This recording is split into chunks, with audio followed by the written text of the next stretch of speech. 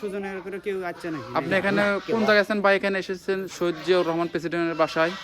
সিরাজগঞ্জ উল্লাপাড়া উপজেলা থেকে। সিরাজগঞ্জ উল্লাপাড়া থেকে এখানে কেন এসেছেন? এমনি দেখার জন্য। দেখার জন্য এসেছেন।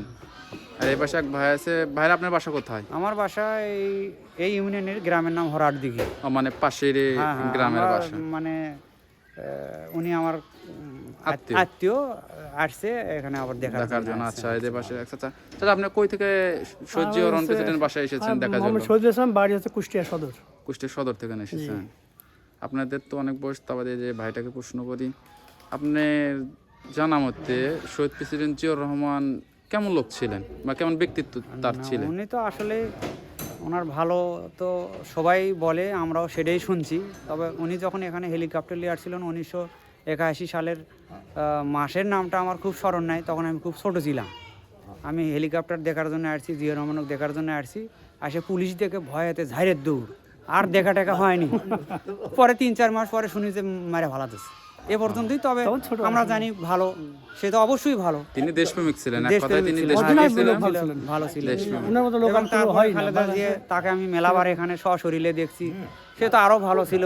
তারেক গো ভালো, তারেকের সাথে আমরা অনেক কথা বলছি, কিন্তু অনেকদিন থেকে কথা হয় না, সেটা তো জানতেইছেন। সে অনেক মানে ঝামেলার ব্রাজালে পরে বাইরে ছিল, এখন আসছে, হয়তো বা দেখা হবে ইনশাল্লাহ।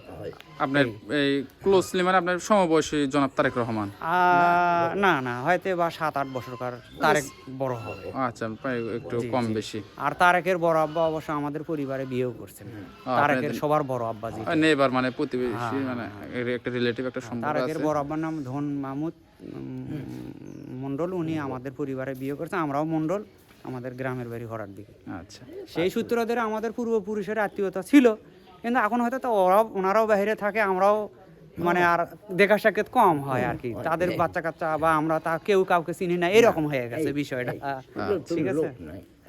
আচ্ছা, আপনি যে কুষ্টিয়া থেকে এসে এখানে যে পরিদর্শন করে শহীদ প্রেসিডেন্ট জিয়াউর রহমান বাসাতে দেখলেন, দেখার পর আপনার মনে হচ্ছে কি যে একজন দেশের প্রেসিডেন্টের বাসা এরকম তো থাকার কথা না, রাজকীয় রাজপথে থাকার কথা? আপনার ওই মতটা এই বিষয়ে কিছু বলেন। আসলে উনি তো অনেক ভালো মানুষ ছিল, আর উনি তো সৎ মানুষ ছিল, যার কারণে উনি হয়তো কিছু করতে পারেন। আর এই অঞ্চলে বেশি থাকো না, যার কারণে কোনো কাজ কাম হয়তো নিজের জন্য করি নাই, বা চাহিদা কিছু নাই বলে সে করি নাই, আর এখানে থাকে না বলে কিছু করে নাই। তবে লোক হিসাবে খুব ভালো ছিল, আমরা আগে থেকে জানছি বা শুনছি, তো আমরা দেখি নাই। আর ছোটোকালে শুনছি আমরা, মারা গেছে তখন তো প্রায় 40 দিন মতো ছিল, মানে হ্যাঁ সব কিছু শোক দিয়ে হচ্ছে 40 দিন। আমি তখন ছোট ছিলাম, এই সাইজের আমাকে করছিলাম। তো আসলে সব কিছু মিলে উনি খুব ভালো লোক ছিল। উনি আসলে দেশের জন্য, মানুষের জন্যই করছে, নিজের জন্য কিছুই করেনি, বাড়িও করেনি, রাস্তাও করেনি। আর চাইছে খালি দেশের উন্নয়ন হোক। এখানে উন্নয়ন করলে মানুষ ভাববি এখানে অনেক কিছু করছে, এরকম তাদের নিজের জন্য করছে সে হয়তো। আবার যেমনি তার সহধর্মিণী বেগম খালেদা, তারই তো একই সুরে তিনি 3বার প্রধানমন্ত্রী ছিলেন, দেশকে ভালোবেসেছিলেন। আর একটা জিনিস লক্ষ্য করা যায়, দেশপ্রেমিক। তার শেষ বিদায় সময়, জানাজার সময় লক্ষ লক্ষ মানুষ সেখানে উপস্থিত হয়েছিলেন। জায়গায় হয়নি, আমরা শুধু দেখতে পেলাম টিভির পর্দায়, আমরা তো কিন্তু যাইতে পারিনি অবশ্যই। আচ্ছা, ধন্যবাদ আপনাদেরকে। আমরা সময় দর্শক, এখানকে পর্যটক এসেছে কুষ্টিয়া থেকে, শ্রীগঞ্জ থেকে, অন্য স্থান থেকে, দূর দূরান্ত থেকে এসেছে তারা, এবং এখানে আছে, এখানে দায়িত্ব পালন করছেন এই চাচাটি শহীদ প্রেসিডেন্ট রহমান জিয়াউর রহমানের বাসায় তিনি দায়িত্ব পালন করে যাচ্ছেন। এটা একটা যে প্রেসিডেন্টের বাসায়, এটা কি বলবো, এটা শহীদ প্রেসিডেন্টের বাসা, এটা আমার জিয়াউর রহমানের বাসা, এটা আমার মনে হচ্ছে না। এটা মনে হচ্ছে কোনো একটা সাধারণ পরিবারের একটা বাসা, একদম সিম্পল একটা, নিজের জন্য কিচ্ছু করেনি, তিনি করেছেন দেশের জন্য।